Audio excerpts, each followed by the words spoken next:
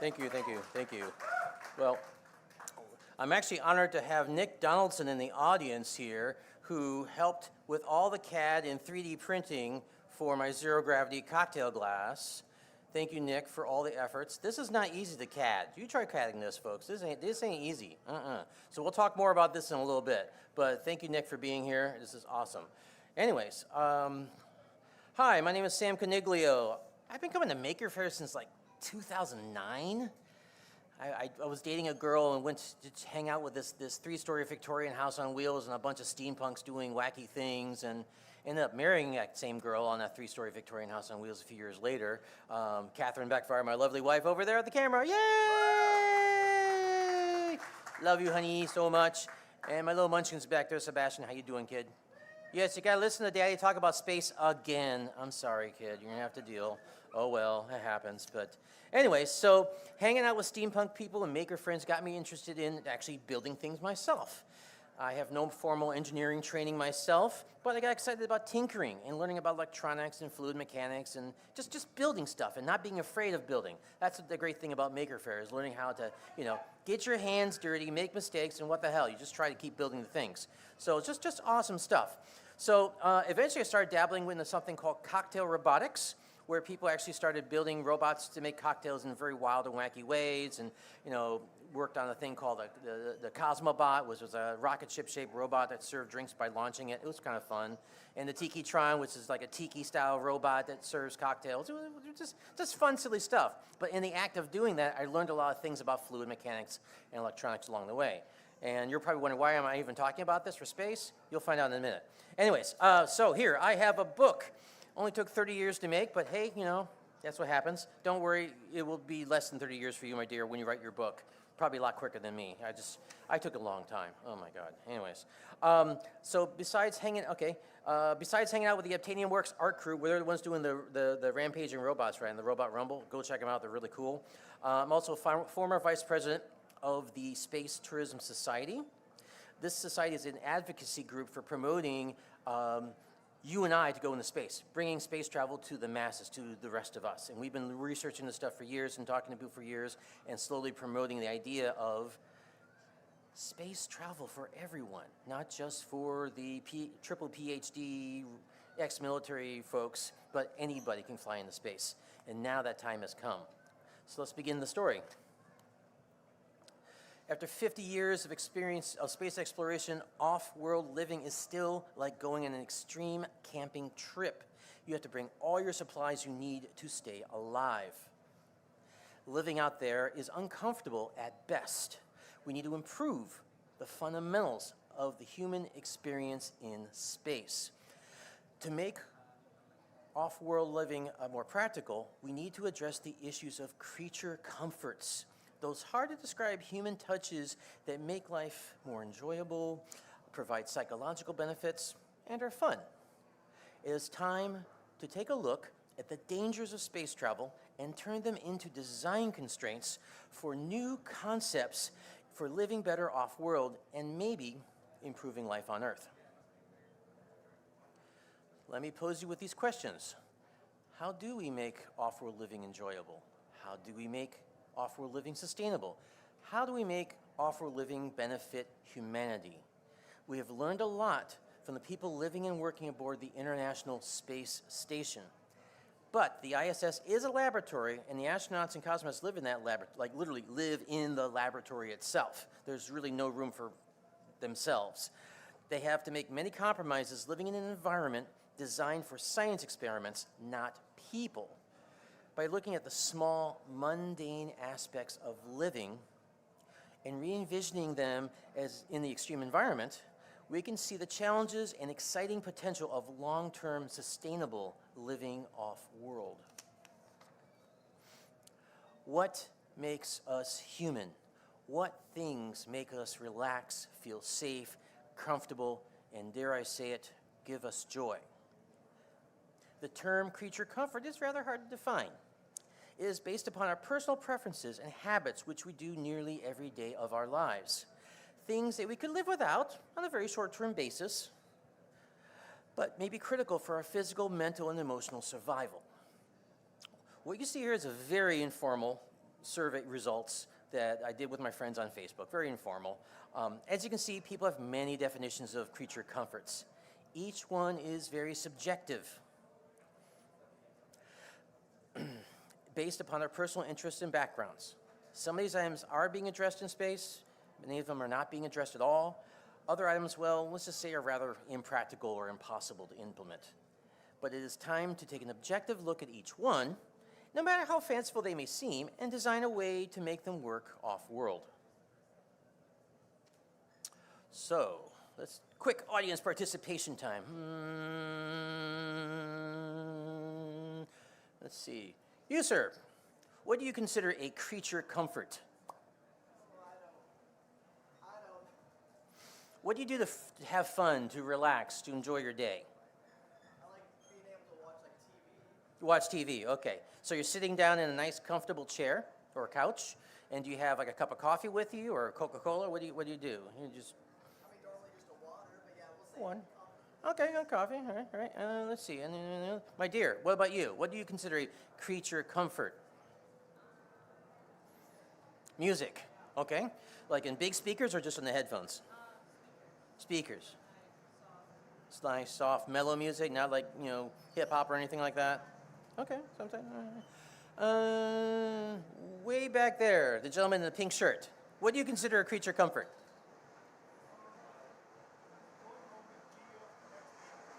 I'm sorry, I couldn't hear you. Connect to the internet? That's your creature comfort? Okay.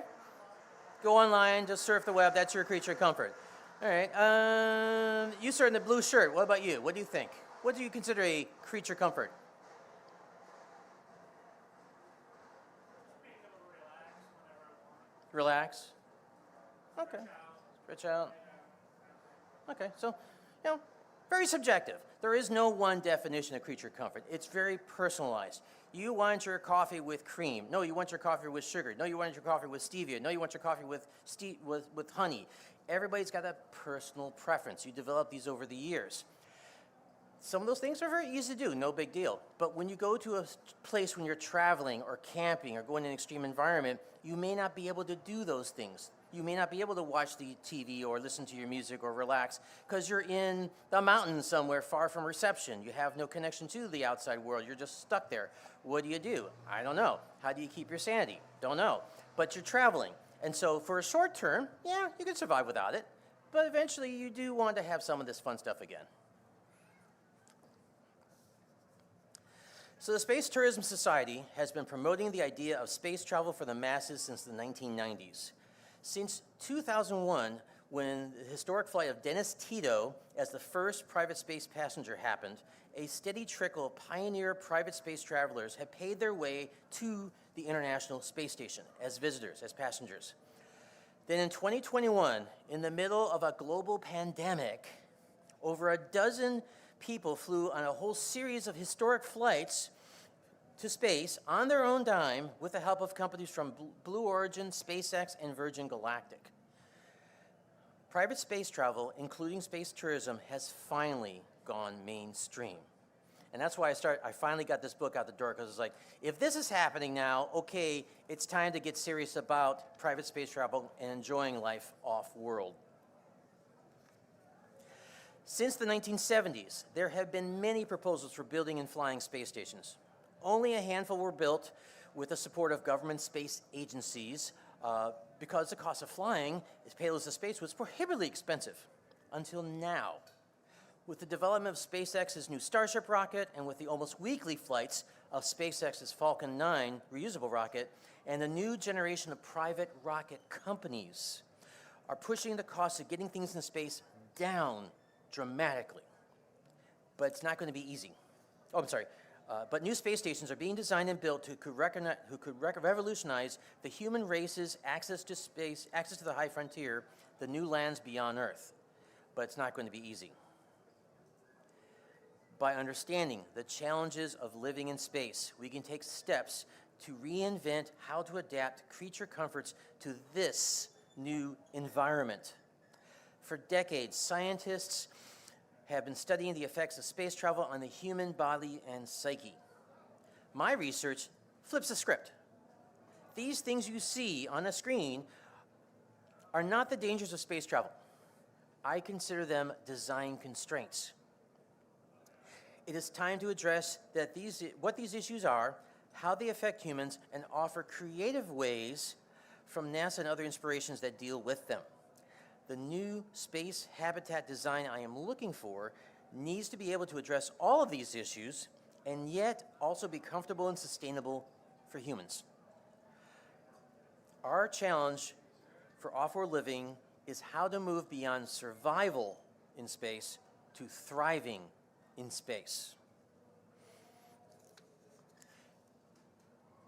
Here is one example in which I focus on in my book, blob management. Without gravity, water and other liquids stick to everything. Surface tension is king. It can make the most common experiences on Earth, like taking a shower or making coffee, extremely challenging in a microgravity environment. These are the lifestyle issues that need to be improved upon to make off-world living easier and enjoyable for humanity. For example, all the items listed on the top row here have one thing in common: water. So in my research, I discuss how water can be conserved and reused through a combination of man-made and nature-based processes. By reinventing these domestic concepts for off-world living, more energy and water-efficient products and systems can be designed for Earth use. For example, one idea is that all wastewater gets partially processed and then sent to a giant space farm to feed the plants. Nature has an excellent filtration system. We just need to find the right plants and develop the ideal farming techniques to break down the pathogens into something benign, and of course use that as fertilizer. The bottom row is a combination of practical needs and fun things to do. All this requires reinventing the way we do things on Earth to do them in space, because we have a lot of role models on Earth, and we just have to learn from them. In the book, here are some examples, some of the design concepts that I talk about in my book. NASA, for 50 years, NASA and the space agencies have been training people to adapt to off-world environments. I believe it's time to adapt the environment for humans. How do we make the simple things that we are to use on Earth work where there is no gravity? So what can you do? We live in an amazing time. There is a renaissance of space activity where more people can participate. For students and teachers, there are lots of options. These next two slides list just a handful of organizations running contests and events to send things into space. Check out these places and you'll see if one of them works for you. I have these flyers in the back, so after the presentation, if anybody wants one of these flyers that lists these things, you can take a copy. By the way, some of these programs support students from the grades 5 through 12, and also teachers, and some of the programs go all the way up to college level. Also, ask your parents for help if you want to do more research on this stuff.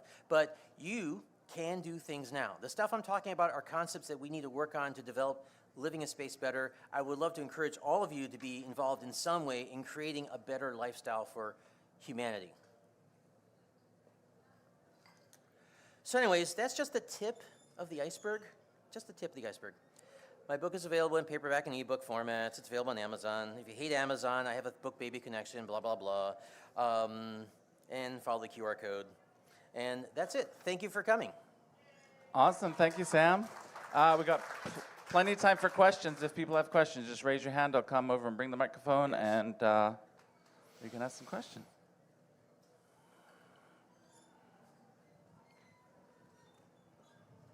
You showed off you showed off that cup at the beginning. What's the point? Oh, you want me to get to a point? Shocking. Excellent. So, besides the cocktail-making robots that we were working on, we were trying to figure out how to redesign drinking in space. So back in about 2012, astronaut Donald Pettit invented a thing called a zero-gravity coffee cup. And what he had created was basically a teardrop shape vessel where the liquids would wick towards the sharp angled part of the teardrop. And so what I did was, hey, let's take it to the next level for cocktails by creating a glass where you can inject the fluids right here through a machine, like I have a drink bot machine, then it pushes the fluids through here, like through a syringe or through a peristaltic pump, through the stem, and then into here. And these grooves here will hold the liquids. So this could be free floating in a weightless environment, and the liquids won't go all over the place. The problem is, if I didn't have this stuff in here, the liquids would just blob over and just fall over the glass and fall over me, and if I touch it, it becomes a giant mess. So the idea is you can have an elegant design. We're talking engineering plus art here. We're talking aesthetics. Can you design a glass that will will balance holding the practicality of holding the liquids in here with the grooves and being something beautiful and enjoyable? And it's an open container. Drink glasses in space cannot be open containers because the blobs fly all over the place. But with these grooves, you can manage it a bit more. Yes, Nick? Can you ask into the microphone? More of a comment than a question. If you move the glass aside, there's a coffee cup version on the cover of the book. Right So there. it's the same concepts, the same internal grills, but that's a coffee cup. Right. So the idea is you can have that same design and apply it to different situations. I made it in a martini glass because it was sexy and fun to do. And yes, believe it or not, people do drink alcohol in space. Shocking, we shouldn't say that. Oh, no. Oh, by the way, I should mention there are 3 taboos that NASA will not talk about: sex, alcohol, and space tourism. Think about that. That's why you need private companies to look at these other options. Okay? Yes, sir. Into the microphone, please. Yeah, okay. Has any version of this cup or martini glass made it to the space station for testing? Okay, Nick. So yeah, we tried multiple times and got crashed and burned multiple times. Let's see. Virgin Galactic was going to use this for like a promotional for when they're going to fly they're going to use it as a promotional glass for one of their flights. And then they had an accident, people died in their test craft and everything stopped, and they stopped talking to us. Oh well, not our fault, just simply bad timing. We got really close to flying this version of the glass with Made in Space. Made in Space was one of the first space 3D printing companies. They loved our products, they were promoting it. We even gave them a glass for as a demo and stuff like that. They thought it was fantastic. They thought, hey, this is great. And then NASA Public Affairs found out that about this project and said, no, we can't have alcohol or anything representing drinking in space, no. Killed that one. And I think it was a third, I can't remember. But we just had a lot of bad luck. It just didn't work out. And also, I'm not a professional businessman, so I probably made a few mistakes, and we had like almost no budget. It was just us winging it. I tried to do a Kickstarter fund, but it was really just me running the Kickstarter fund, and I was like, how do I do a Kickstarter fund? And we didn't get enough funding to finish the project, so. But it was a heck of a lot of fun. It was a heck of a lot of fun. Oh, way in the back there, Catherine? No, I'm just saying you have 5 minutes left. I have 5 minutes? Oh, okay. Anybody else have questions? Yes, sir. The question Please is- repeat it into the microphone. Sorry, isn't Don Pettit back up on the station right Don now? Pettit is back up on the space station right now. Talk him into it? Astronaut Donald Pettit is on the space station right now doing more experiments. He was known for his, I think it was like Saturday morning science programs, and you can see these all on YouTube right now. It's amazing. He just does fun experiments like, trying to eat a cup of coffee with chopsticks. Because literally, you just have a blob of coffee, so he uses chopsticks and go, doop, and the surface tension causes it to catch onto the sticks, and he goes, and he eats it that way. So you're kind of reinventing eating and drinking in this unusual environment. And Donald is very smart. He observes. He observes what's going on in that environment. Yes, any other questions? You're all overwhelmed, I can tell. Anyways, Creature Comforts in Space, it's available on Amazon. I have a booth set up next to Obtainium Works where the Robot Rumble is going on, so I'll be here tomorrow as well. So if you have any questions, come on by. And another round of applause for Sam, please. Thank you. Oh, we have a question right over there. This Oh. gentleman right there. Oh, What young was man that? there. Raise your hand, raise your hand. How do astronauts go to the bathroom? How do astronauts go to the bathroom? Okay, let's see. Is that chapter 2 or chapter 3? It's uncomfortable and awkward. This is Not really. Hang on. Here we go. Here we go. There we go. So this is the dangers of space toilet. So this is the current universal waste management system. Basically, they have a number 1 and a number 2. And so you can see some of the other designs they've had over the years. There's typically a tube for number 1 and a hole for number 2. Number 2, they can like process the urine now. NASA's figured out a way to process the urine to turn it back into water. In fact, the new joke right now is that, let's see, tomorrow's coffee is today's coffee. Right? That's the running joke right now. But for the feces, number 2, they don't do anything with it. They basically put it in a bag, and when they have enough of it, they put it in a larger bag, throw it on a cargo shell that's going to burn up in the atmosphere. Lots of waste, lots of waste. But what you could do with my designs is turn it into a circular system where you can process that and turn it into fertilizer for plants and gardening, because that's what plants do. You know, they process that type of stuff. Oh, by the way, I got to show this one more, since got this and then we'll run away. No problem. We got plenty of time. I got plenty of time. Okay, so this here is the SpaceX Dragon capsule, and hiding way over here is the toilet. And they've had a few incidents in the past where, I think it was Inspiration 4, where the toilet stopped working. Oops. So they had to use their diapers. They have diapers they have to wear sometimes as backup. So I found out the secret name for their toilet. Since it's called the Dragon Space Capsule, it's called the Komodo Dragon. Komodo Dragon. Oh. So yeah, lots of jokes and stories about toilets and stuff like that. And I have a design solution, and I'll talk about that later when you read the book. So, all right, anything else? Oh, another question. Oh, got another human. Shout it out. Hi. So, would plant growth also work differently in microgravity? And if so, how would that be managed? Does plant growth work differently in microgravity? It kind of does, because there is no up, there is no down, so you have to kind of encourage it to go somewhere. So plants follow the light. They like the light. So typically in a hydroponic gardening system, the light's up here, the water's down there. The NASA veggie system, which worked out pretty well, they had to actually have like tethers or wires going, strands going to every single root, and just using the surface tension of just drops of water, nutrient-filled water, to get to the roots of the plant. So, and then the light will encourage the leaves to go in this direction over here, or that direction there, or whatever. Wherever the light is, it's all about the light. All right, I think.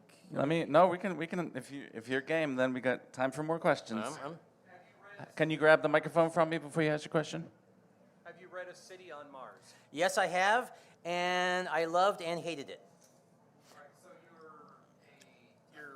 you're more optimistic than pessimistic? I am more optimistic and pessimistic. So there's a book that just came out recently by a couple who are not engineers, but they wrote an interesting science comic book series. And they had this kind of snarky way of writing about science. They did a lot of good research, and they brought up a lot of issues that I'm kind of glad they did, because there's certain issues about sex in space, and I wrote articles about sex in space like 10 years ago. Now it's popular again. But, how do you have babies in space? Don't. Just don't. Bad. It won't work. But there's a lot of, and also the political issues and the complications of international treaties, and, what if someone wants to create who owns the moon? And they get into the politics of that stuff, and it's just an ugly mess. And they did a good job of pointing all that stuff out. I didn't get their jokes, though. I kind of was confused by their jokes. A little too hipster for me, but whatever. It has good information. It was just like, I wish it could be written a little bit better. And I'm going to meet the author on November 1st at Johnson Space Center for the New Worlds Conference. So I can't wait to get their autograph. Awesome. Let's give a final round of applause for Sam. Thanks so much. Yay. Thank you.